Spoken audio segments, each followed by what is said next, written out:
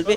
अभी आप राष्ट्रपति को जो है ज्ञापन देके आए, तो क्या बात हुई आपके अर्नब गोस्वामी? देखिए हम बहुत आभारी हैं महामहिम राष्ट्रपति जी के कि उनके ऑफिस ने एकदम कहा कि आप जो फरियाद लेके आए हैं वो ऑफिशियली रजिस्टर कराइए। ये है राष्ट्रपति भवन की स्टैम्प और हमने ऑफिशियली इस पिटीशन को रजिस्टर कराया। मातरम। देखिए आज हम बहुत खुश हैं। हम महामहिम राष्ट्रपति जी जो कि सर्वोच्च कमांडर हैं हमारी सशस्त्र सेनाओं के, उनके पास आज ये फरियाद लेके आए थे कि अर्नब जो कि एक फौजी का बेटा है उसके साथ क्या अन्याय हो रहा है। वो फौज का बेटा नहीं, वो देश का बेटा है जिसने देश के डाउन ट्रॉडन के लिए आवाज़ें उठाई हैं, जिसने जो देश को विरोध करना चाहते हैं, देश को ध्वंस करने वाली ताकतों के बरखिलाफ आवाज़ उठाई है। और आज उसको क्या किस तरह से प्रताड़ित किया जा रहा है ये पूरी दुनिया के सामने। आज उसको एक ऐसी जेल में शिफ्ट किया गया है जहां अबू सालिम और दाऊद के गुंडे भरे पड़े हैं। और सरबजीत के साथ जो हुआ था वो करने की एक घिनौनी कोशिश की गई है। सरबजीत के साथ जो हुआ था वो पाकिस्तान में हुआ था। भारतवर्ष कब से पाकिस्तान बन गया? भारतवर्ष कब से शी जिनपिंग का घिनौना चीन बन गया? हम ये फरियाद लेके देश के सर्वोच्च कमांडर हमारी सशस्त्र सेनाओं के उनके पास आए थे। बड़ी विनम्रता से हमने रिक्वेस्ट की कि हम ये फरियाद देना चाहते हैं और हमको आदेश हुआ कि बिल्कुल ऑफिशियल तरीके से इसको रजिस्टर किया जाए। और हम वहाँ पे जाके अंदर रजिस्टर करके आए हैं ये चिट्ठी राष्ट्रपति जी के नाम। मैं चाहता हूं कि समस्त देशवासी सुने कि हमने क्या फरियाद की है राष्ट्रपति महामहिम राष्ट्रपति जी से। धन्यवाद जनरल बख्शी। हमने जो महामहिम राष्ट्रपति जी को ज्ञापन दिया है उसे आप सबके सामने पढ़ रहा हूं। महामहिम राष्ट्रपति, भारत लोकतांत्रिक गणराज्य, राष्ट्रपति भवन, नई दिल्ली। श्रद्धेय राष्ट्रपति महोदय, निवेदन है कि भारत के एक गणमान्य, प्रतिष्ठित और यशस्वी पत्रकार अर्नब गोस्वामी का मुंबई पुलिस लगातार कई सप्ताहों से किसी न किसी आरोप के बहाने निरंतर उत्पीड़न कर रही है।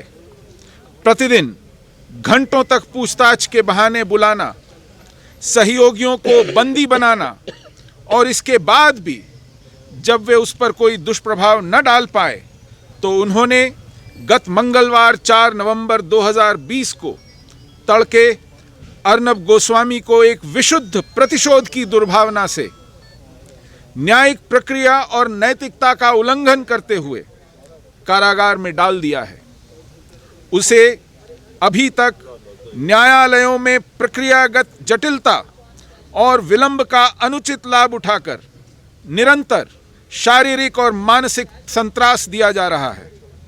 अर्नब की सुरक्षा को लेकर भी भारी चिंता बनी हुई है।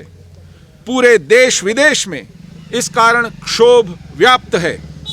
भारत की लोकतांत्रिक प्रतिष्ठा और अभिव्यक्ति की स्वतंत्रता जैसे मूलभूत अधिकारों पर भी भारी कुठाराघात हुआ है। अर्नब के परिवार और सहयोगियों और उनके चैनल रिपब्लिक के दर्शकों ने इस संत्रास को निरंतर कई सप्ताह तक भोगा है। आपसे निवेदन है कि उपरोक्त घटनाक्रम का संज्ञान लेकर त्वरित हस्तक्षेप करें और अर्नब गोस्वामी को उच्चतम स्तर की Z कैटेगरी सुरक्षा केंद्रीय अर्धसैनिक बलों की निगरानी में प्रदान की जाए। उसकी स्वतंत्रता शीघ्र सुनिश्चित करने की कृपा करें। उन पर चलने वाली न्यायिक प्रक्रिया को भी महाराष्ट्र राज्य के बाहर अन्य राज्य में स्थानांतरित किया जाए जहां उन्हें निष्पक्ष न्याय की संभावना मिल सके।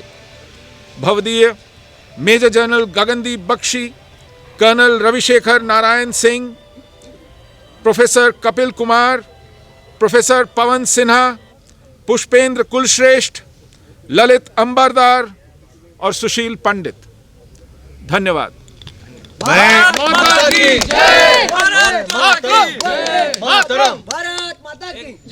मैं सिर्फ कहना चाहता हूं कि हमारी जो रिक्वेस्ट है बहुत छोटी है, अर्नब को जुलू कैटेगरी दीजिए ताकि उसे सेंट्रल पैरामिलिट्री फोर्सेस की प्रोटेक्शन मिले। यही प्रोटेक्शन कंगना राउत जी को दी गई थी जब उन्होंने रिक्वेस्ट करी थी, उन्होंने अनुरोध किया था माननीय जो गृह मंत्री जी से, अमित शाह जी से। मैं अमित शाह जी से प्रार्थना करूंगा, मैं प्रधानमंत्री जी से प्रार्थना करूंगा, मैं महामहिम राष्ट्रपति जो सर्वोच्च कमांडर हैं तीनों सेनाओं के, और वेटरन से उनको खास प्यार है, वेटरन्स के बच्चों से भी खास प्यार है जिनमें अर्नब शामिल है। हमने उनसे ये अनुरोध किया है कि जो है उसको जुलू कैटेगरी की प्रोटेक्शन तुरंत दी जाए ताकि कोई भी दाऊद का गुर्गा अबू सालिम का चमचा उसके ऊपर वार करने की कोशिश ना करे, क्योंकि हमको बताया जा रहा है कि दाऊद इब्राहिम के चमचों ने सुपारी दी है अर्नब को खत्म करने के लिए। ये सुपारी किसी को भी दें, आप स्टेट पुलिस को नहीं दे सकते। You understand?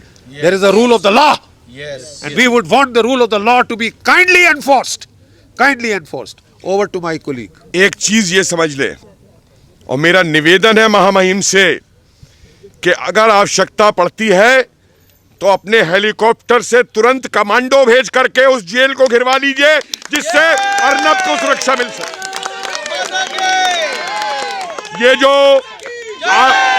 ये जो आंतरिक आतंकी हैं, इनसे देश को ज्यादा खतरा है। जैसे वो कश्मीर में डीएसपी हरदीप सिंह था, वैसे ही ये परमवीर सिंह आईएसआई का वो आतंकी है जिसने कर्नल पुरोहित पे अत्याचार किए थे, जिसने साध्वी पे अत्याचार किए थे, जिसने साधुओं को मरवाया पालघर के अंदर। इस आतंकी को गिरफ्तार कीजिए एनआईए के कमांडो भिजवा करके। तुम कितने अर्नब पकड़ोगे? कितने अर्नब पकड़ोगे? जो हिटलर की चाल चलेगा, वो हिटलर की मौत मरेगा। जो हिटलर की चाल चलेगा, वो हिटलर की मौत मरेगा। 47 का नहीं ये धागा है, आज हर हिंदुस्तानी जागा है। हम तो अपने छोटे छोटे बच्चों को छोड़ के आए हैं आज केवल अर्नब जी के लिए, तो उन्हें हमें चाहिए कि उन्हें इंसाफ मिले, उन्हें छोड़े, आज ही छोड़े।